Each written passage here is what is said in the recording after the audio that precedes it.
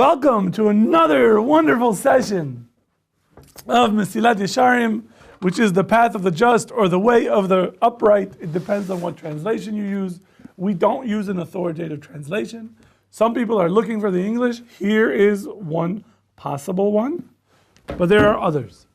We were talking about probably the most difficult level for us to reach in our moral observance. To become a virtuous person is not easy. Correct? Mm-hmm. Why?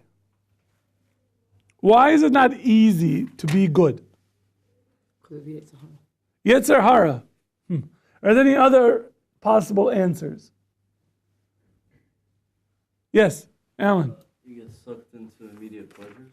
You get sucked into immediate pleasures. You chose that verb precisely. Okay? You have to be extremely meticulous to be moral. So it's easier if you're ignorant or not as careful, you're not going to be a moral person. Okay? Okay. Tells us the Ramchal, Rabbi Moshe Chaim Luzzatto, that as we move up the ladder of moral perfection, we start out in midat zirut, which is carefulness. Then we go from carefulness to zrizut, which is translated by some as alacrity. I call it quickness, which is in the sense of quickly rising to perform the mitzvot and completing a mitzvah when you start it. Then we reach the level of nikiyut, of cleanliness. After cleanliness, we reach the level of prishut. Prishut, what? Limiting your enjoyment. Prishut, yes, exactly, is we are going to limit the level of our enjoyments from the physical world. Why? Up to now, we were dealing with sins. So it's clear that there are reasons why we should not eat pork. There are reasons why we should not eat shrimp. We should not eat calamari, right? We should not eat, I don't want to give you ideas, But there's reasons why we shouldn't sin. And the basic idea of Mesilat Yesharim, what's the reason that we shouldn't sin? For those of you who've attended this class more than twice. Bueller? Hashem doesn't want us to. Hashem doesn't want us to. Okay, that's the lowest level. It's going to ruin our connection with God. It's going to affect our perfection, which thereby affect our connection with God. And our connection of God is the way that we receive ultimate pleasure. Right? Ramchal is not disagreeing that we seek pleasure. He doesn't disagree with that. What he's saying is that the best pleasure you should seek is the one from God. The reason we don't sin, or we shouldn't sin, and we should perform mitzvot, is that through them we become morally perfected, or we get to a higher level of completion or perfection. So by sinning, we are essentially harming ourselves. We're not harming God. If you ate a piece of pork, is God less God than you, than what he was before? No. You're just hurting yourself. Because now, you are on a lower moral perfective level. Okay. So comes Prishut and he tells us, the Ramchal says to us, that there are two types of Prishut. There is Prishut that is good, and there is Prishut that is bad. Wow, like you read this before. Let's try this again with a little bit more enthusiasm, people. I know it's afternoon, it's 3:00. But if you're not going to participate, I will become boring. There's good prishut and there is bad what? Prishut. Prishut is when we abstain from doing certain things that are allowed. Okay? We are going to abstain from doing certain things even though they're allowed. You're allowed to drink wine if it's kosher. You could drink. But we're going to abstain from it at certain times. So he explains to us as follows. It is clear that with regard to this world, this whole world is a series of trials and tests for mankind. And in the same way that we understand that these tests, that the weaker we are, what are the chances of succeeding and passing the test? Less. Because we are so weak, we constantly fail. We keep falling. And he says that when you see this, when you protect yourself, you have a better shot, a better chance of not sinning. When you are in the middle of a sin, think of a sin. Don't share it with everybody. Just close your eyes, think of a sin. And you're in the middle of it. Can you stop yourself? No, right? I mean, when you've got that gallon of ice cream, and you're like, and they said, but you ate steak. I already, from the first bite, it's over, so who cares? Right? What he wants to say is, Kol ma sheyuchal adam limalet minyanim ha'ele, ra'u sheyaseu. Whatever you can escape the possibility of sinning, you should escape from that. Why? Because once you are dragged into a physical pleasure, then you are going to get dragged into lower level and lower level and lower level. Avera goreret avera, right? An avera is bringing with itself another avera. When you perform one mitzvah, then what comes afterwards? Another mitzvah. Depends which way you want to go. So he gives examples of eating and drinking, right? So if you eat and drink whatever you want, really nice food. Well, what happens when you don't have enough money for this nice food? He says the danger zone is that you might reach levels of thievery and other sins and of removing the service of God and learning Torah. Why? Because you're trying to make a living, because what you're used to a certain standard of living. You want a man like me to wear this type of suit? Are you kidding me? I remember I have this guy that I know. He bought a brand new suit, an Italian suit. It's beautiful, you know. He's like strutting the stuff, you know, like this, walking around. It was very, you know. And there's a guy that was not all there, and he says to him, a very nice suit. And he says, yeah, it's Italian. He says, yeah, you know, they make all the Italian suit in China. And the guy walked through that. He's like, he was just, what? This is a real Italian suit. He's like, yeah, they're all made in China. Like it didn't matter. It didn't matter. Does it matter what suit you wear? No. As long as you look respectable. But does it have to be silk? Does it have to be, I don't know, whatever they make, wool? I don't know, whatever people make. Okay.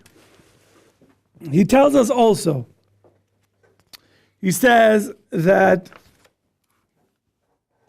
you have to make sure that you maintain boundaries. He says a person, it brings this from the Midrash, Kevan sheroeh hayetzer, when the Yetzer sees a person that walks in a certain way, has a certain gait when he walks, or that he does a lot of this, or that he sort of combs his hair nicely, right? The Yetzer says, I got him. The Yetzer says, I got him. Why does the Yetzer say, I got him? Why do you think? Ego.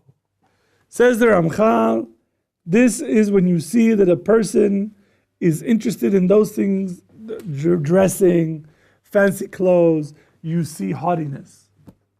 And with haughtiness, what comes? Arrogance. And arrogance also leads to other sins. It leads to jealousy, to desire, to lots of different negative things that a person is going to desire. He says the same thing with speech and going for walks, a tiyul.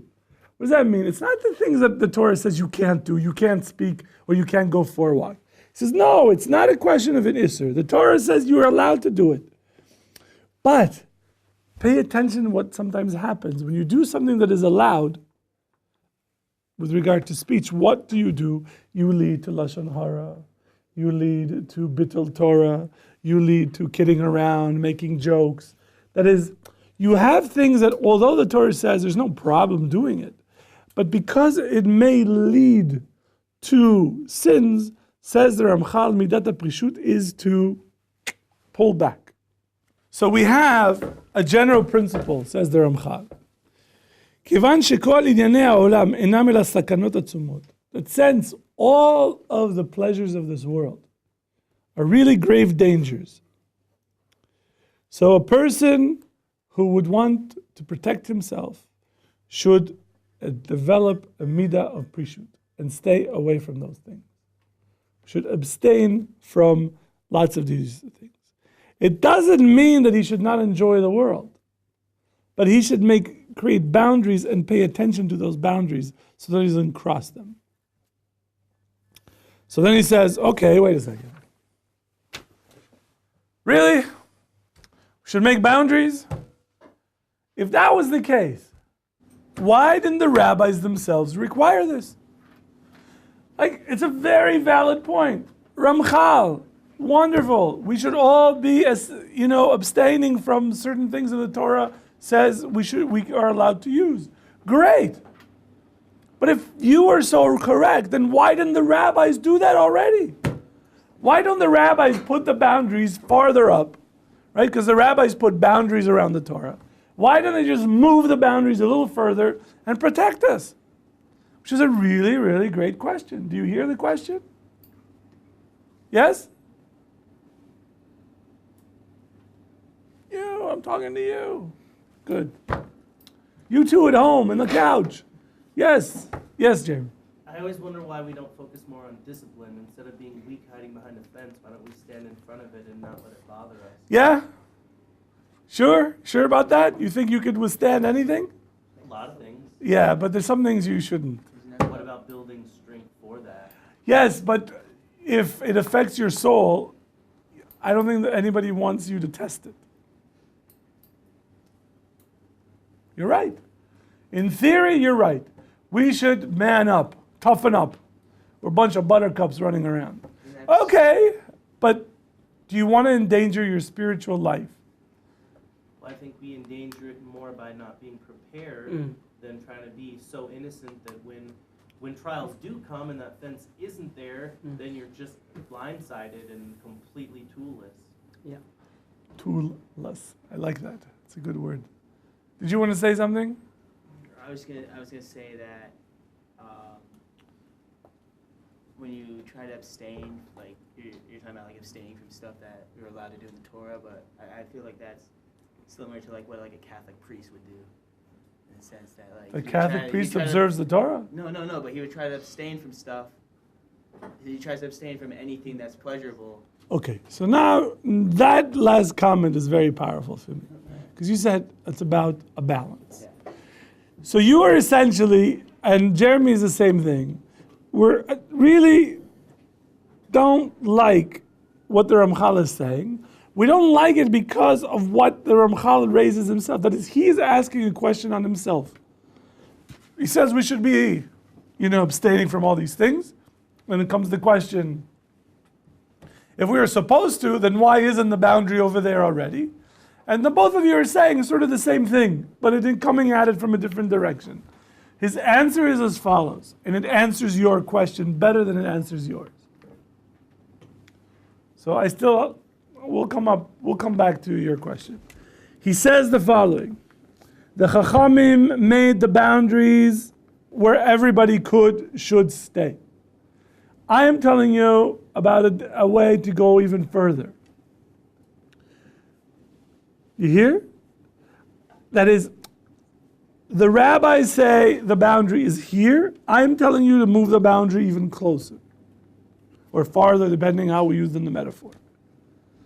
The boundary is where the rabbis put it. If you kept it, you would be, he says, the words that he used, you would be a tzaddik.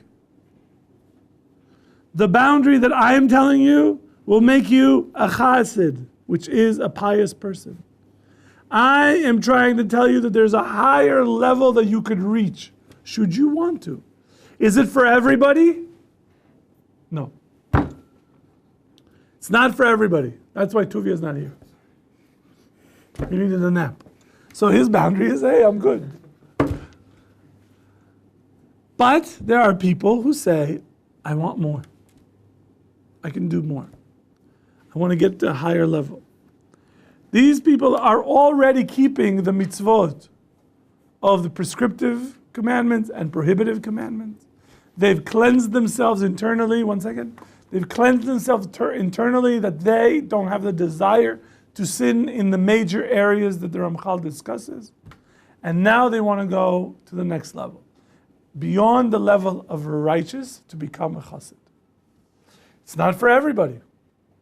And he's not encouraging everybody for this. But he says, I'm going to tell you what the next level is. And guess what? Once you reach that level, there's another level. And another level. And another level. It's a whole book. Full of levels.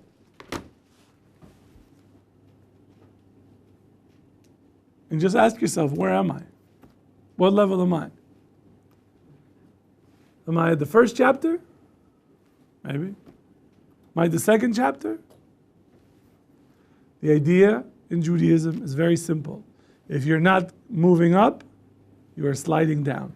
There is no static. There is no static. Because your Yetzer, as Alex told us, is constantly attacking you. So whenever you think, I'm right here, I'm good. I don't need to go any further. I'm good, I'm right here. This is where I want to be. I keep kosher, I keep Shabbos, I put on tefillin, I have a tzitzit. I'm good, I'm right here. And I'll just stay here. That's where the Yetzer gets you. So you have to keep growing, to keep learning, you have to keep challenging yourself, you have to keep asking questions, so on and so forth. Yes?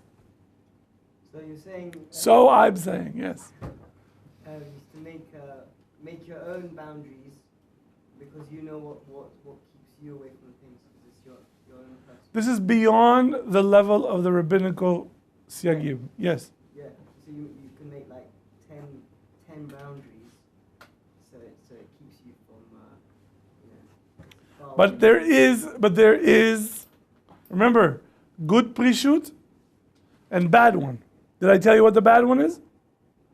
So we have to learn the bad one because you would know what boundaries you can't make when you're going really off the deep end. The bad prishut is the way of the fools. Not only do they not take the things that they don't need, but even things that they actually need for their body, for their health, they don't take. That's the difference. He says, they cause themselves lots of pain that Hashem doesn't care about at all. He says a person, for example, there's a person who needs to take tzedakah. He doesn't have any money. He doesn't have any food. He has to put food on the table to feed his family. But he says, I'll just starve. I won't eat. Says the Gemara, he says the person who does this is as if he is shedding blood. Because he is abstaining, he says, I'm not going to do it. I'm not going to do it. No, you have a requirement, you have a necessity. There's certain things that human beings need. They do. But there's certain things that they don't need. And those things they want. And we have to make a distinction between what we need and what we want. The boundaries come in what part? In the stuff that we need. In the stuff that we want. The stuff that we need, we take. Take. There are things that we need because for a healthy body, you need. But not the excess. You need to eat. You could either eat stuffed geese, foie gras. It's very good, by the way. Unethical, but very good. Pate with a glass of champagne and strawberry dipped in chocolate. Very good stuff. Or you could just eat matzah. What would be the outcome for your body? Same outcome. You would be full. The food would go into your gullet, right, and go into your stomach. Does your stomach care what the food tastes like? You ate nothing Yes. but matzah, your I body think would so, not be yeah. happy. Yeah. That's what you It does. think. I think it does care. I You know. need all the nutrients. You need a balanced diet. Fine. Fine, but it doesn't mean you have to have stuffed. Okay, fine, but you said matzah. But I mean for one meal. If you had matzah for one meal, you would not die. I'm not telling you 7 days. 1 day. If you ate simple food, a tomato, cucumber, go wild, eat an onion, right? Dipped in hummus. What? Onions Hummus. dipped in hummus are good. But whatever it is, the idea is if you eat simple food and whether you eat gourmet meals, the effect would be the same. The meal would go into your stomach and would come out the other end. Correct? So people invest a lot of money in what's going in, only to see it go through. Says the Ramchal, that is where you make boundaries. You need food. Don't starve yourself, but you can change your diet to eat food that is not so high, expensive. So he says that whatever a person doesn't need with regard to this world, he should abstain from. But whatever he requires, it's necessary for him, for whatever reason, then if he abstains from it, he's a sinner.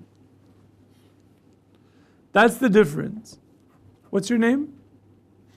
John. John. So that is the difference, because there is an aspect of a human being, of a male, that needs to have release of his sexual, Right. and if you don't have it, it is a need, and it creates all sorts of problems. In Judaism, it says we have a commandment to procreate, and that can only happen in one way. And so that is an outlet. Now, does that mean that there are no boundaries within it? No, of course there are boundaries. It's done in a certain way. Certain things are allowed, certain things that are not allowed, certain times of the month are allowed, certain times that are not. There are boundaries within, and then there are more boundaries that you would put. But since it's a necessity, you don't get rid of it at all. Everybody needs to shower once a year, preferably twice, right? But there's no benefit in taking a piece of metal and smashing it on your back to cause you to bleed. How is that making you closer to God? It's not. That's his point. So what you're saying is live your life without any luxuries, practically. Because the luxuries lead you to sin. Lead a simple life. Now he says, this is not for everybody. He's not recommending this for each person. If you want to reach a level of a chassid as opposed to a tzaddik, then that's what you need to do. You don't want it, you want to stay at the level over here, you're fine. He's not faulting anybody. He calls you a tzaddik. May we all merit reaching the level of a tzaddik that the Ramchal is talking about.